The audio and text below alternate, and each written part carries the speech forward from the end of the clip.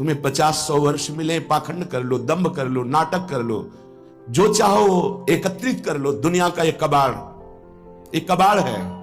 जब छूटने का समय आएगा तब तुम्हें पता चलेगा। मन पछतई है अवसर बीते। समय था तो प्रायश्चित नहीं किया अपने पाखंड का, दंभ का, पाप का। कल चर्चा हुई थी, दो नहीं रख के यहां से जाना चाहिए, एक ऋण और दूसरा पाप, नहीं तो तुम्हारे को आना पड़ेगा, दुर्गति हो जाएगी। किसी का एक पैसे का, एक वस्तु का उधार ऋण नहीं होना चाहिए जीवन में। और कोई भी पाप अब हमको साथ लेके नहीं जाना। अगर भूल से हो गए हैं तो हम उनका यहां प्रायश्चित करेंगे, अंदर से जलेंगे और संत महात्माओं से पूछेंगे इस पाप का हम क्या दंड स्वीकार करें, कौन सा प्रायश्चित करें। वो जो आदेश करें बिना किसी प्रश्न के, संशय के, उसे स्वीकार कर लो, पाप नष्ट हो जाएगा। पाप और ऋण ये अपने जीवन में नहीं होना चाहिए, पर पाखंड, दंभ ये केवल पाप कराता है। भोले भाले भूले हुए जीव प्राणी वो जानते नहीं है कि किसे सत्य अध्यात्म कहते हैं। बस भूल में और भूल बटोरते घूम रहे हैं। कहीं कुछ भी तुम्हें मांगने की जरूरत नहीं, किसी के आगे हाथ पसारने की जरूरत नहीं कि आशीर्वाद दे दीजिए, हमारी प्रार्थना मान लीजिए। यदि आप नाम जापक हैं तो दूसरों को सुख देने की सामर्थ्य रखने वाले हैं। आप भगवान के अंश हैं, आप कोई साधारण नहीं। आप अपने स्वरूप को पहचानिए, ये भटकना छोड़िए। आप परम स्वतंत्र भगवान के अंश हैं, आप परम स्वतंत्र हैं। ये माया आपको जो बांधे हुए है, इसी से मुक्त होने के लिए, इसी भ्रम को मिटाने के लिए हमें मानव देह मिला है। ए मारे घूम रहे, हमें सुख मिल जाएगा, कोई दे देगा आशीर्वाद। अरे आशीर्वाद भगवान ने दे दिया तुम्हें, तुम भगवान के अंश हो, तुम्हें मानव दे दिया, तुम्हें बुद्धि दे दी, विवेक दे दिया। इससे तुम सुखी नहीं हो पा रहे तो किसी के आशीर्वाद से क्या सुखी हो जाओगे। आशीर्वाद भी वही लागू होता है जो सत्कर्मी होता है, जो पाप नाशक अनुष्ठान किए हुए उसी के ऊपर आशीर्वाद जाता है। आप सोचे आप करें पाप, विषय विलासिता, और आपको कोई परमहंस आशीर्वाद दे दे, आपकी सामर्थ्य नहीं कि ऐसे आशीर्वाद देने वाले महापुरुष तक पहुंच पाए। जो पे दुष्ट हृदय सोई हुई, मोरे सन्मुख आव की सोई, वो जा ही नहीं सकता। अगर चले गए तो आशीर्वाद मांगने की जरूरत नहीं है, वो बात मिल जाएगी जो तुम्हें दूसरों को आशीर्वाद देने की सामर्थ्य प्रदान कर देगी। अपने लोग भगवान को भी आशीर्वाद देते हैं, अपने लोग महारानी जी को आशीर्वाद देते हैं, उन्हीं के नाम बल से, उन्हीं के चरण आश्रय बल से। लाडली जो थारो अविचल रहो जो सुहाग, आपका सुहाग अविचल रहे, आप दोनों ऐसे सुखी रहे। जब हम अपने आराध्य देव श्यामा से हमको आशीर्वाद दे सकते हैं, फिर और कौन बचा। तो किसके बल से? उनके नाम बल से, उनकी आराधना के बल से। क्या आप नाम जप नहीं कर सकते?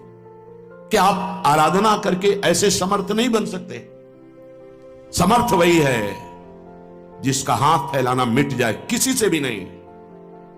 आपके पास नाम है, आपके पास मंत्र है, उपासना है, आप समर्थ हैं, पर आप अपनी वस्तु को पहचान ही नहीं रहे।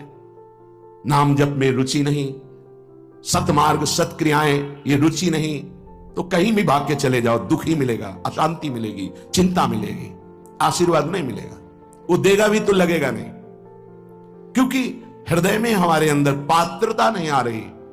पात्रता नाम जब से आती। मान लो प्रार्थना, कुछ समझ में आवे या ना आवे, राधा राधा राधा। श्रीपाद कह रहे हैं न राधा प्रियो ना भी वृंदावनम और नैव वृंदान तत्प्रेम भाजाम। प्रेम भाजाम, जो प्रेम पात्र बन चुके हैं, जिनके हृदय में वृंदावन प्रकाशित हो चुका है, प्रिया प्रीतम खेल रहे हैं, ऐसे महापुरुषों का संग नहीं, वृंदावन का आश्रय वास नहीं, और प्रिया प्रीतम की उपासना नहीं, तो तुम्हारा जीवन धिक्कार। किस काम का जीवन? ये बच्चे पैदा करना, सोना, खाना, पीना, रहना, जीना, ये तो सुअर कुत्ता भी कर रहे हैं। देव दुर्लभ मनुष्य देह कही गई, बड़े भाग मानुष तन पावा, सुर दुर्लभ सद ग्रंथन गावा, दुर्लभो मानुषो देहो। बड़ी महिमा किस बात की? भगवत प्राप्ति की, जीवन मुक्त होने के लिए, भजन रूपी धन कमाने के लिए। यदि भजन नहीं, ज्ञान नहीं, भक्ति नहीं, वैराग्य नहीं, तो फिर पशु से बढ़कर के तुम नहीं हुए, पशु से नीचे ही हुए। क्योंकि पशु तो अपने कर्मों का भोग भोग कर ऊपर उठ रहे हैं, तुम सबसे ऊपर आकर अब ऐसे कर्म कर रहे हो कि नीची योनियों को जाओगे। श्रीपाद कह रहे हैं कोई भी आराधना किए बिना प्रभु की सुखी नहीं हो सकता, चाहे वो ब्रह्मा के पद में ही क्यों ना हो। सच्ची मानना, अगर सुख का अनुभव होगा तो भगवत आराधना से। ये बैठ जाए दिमाग में, भोगों में सुख नहीं है। अनंत ब्रह्मांडों में जितने भोग हैं सब माया के द्वारा रचित हैं। अगर वो सुखद भोग लग सकता है तो प्रभु को अर्पित करने के बाद, प्रभु से जुड़ने के बाद, प्रभु की दृष्टि पड़ने के बाद, जैसे ऐसे हम पाते हैं तो अन्न है, लेकिन जब प्रभु को अर्पित करते हैं तो प्रसाद हो जाता है, और प्रसाद पाप का नाश करके हृदय में प्रसन्नता प्रकट करता है। प्रसन्नता ही भगवत आनंद की तरफ आगे बढ़ाती है। समझ में नहीं आ रहा, हम बार बार भटक रहे हैं इन्हीं भोग, इन्हीं सुविधाओं को सुख मान। अगर नाम जप नहीं चल रहा तो समेट लो जितनी सुख सुविधाएं, अंतिम समय हमारी बात याद करना, कुछ तुम्हारे हाथ नहीं लगेगा।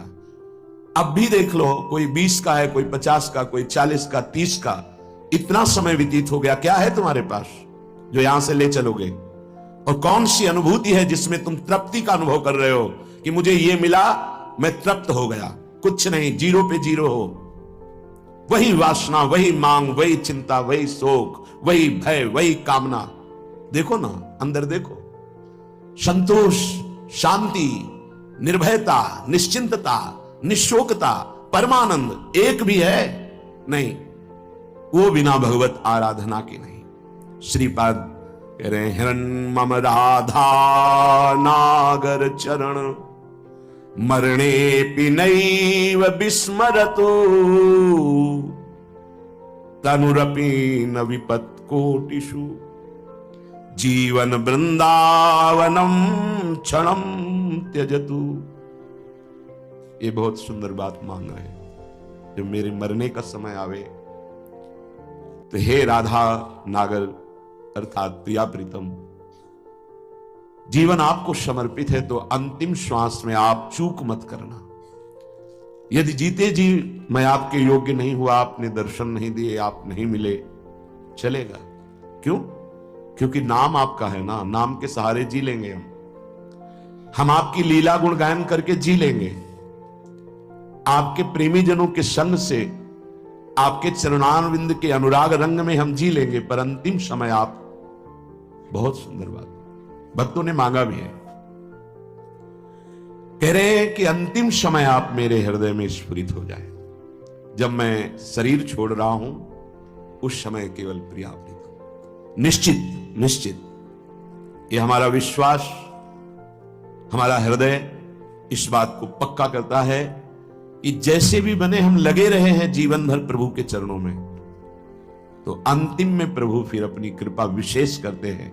उस उपासक के हृदय में प्रभु स्फुरित हो जाते हैं, स्मरण रूप में या रूप रूप में स्फुरित हो जाते हैं। यदि जीवन में किसी महात्मा का संग रहा है, श्री प्रिया प्रीतम की किंचन मात्र आराधना बनी है, धाम आदि भगवत पुरियों का, धामों का तीर्थाटन, अवगाहन थोड़ा भी वास हुआ है, वो अंदर से आश्रय प्रभु का रहा है, तो अंतिम समय उसके भगवान पधारते हैं। निश्चित ये हमारा विश्वास कहता है, क्योंकि अंतिम गति ही परम पद या अगला जन्म या दुर्गति, अंतिम क्षण जो होता है वो महामहिम माना जाता है।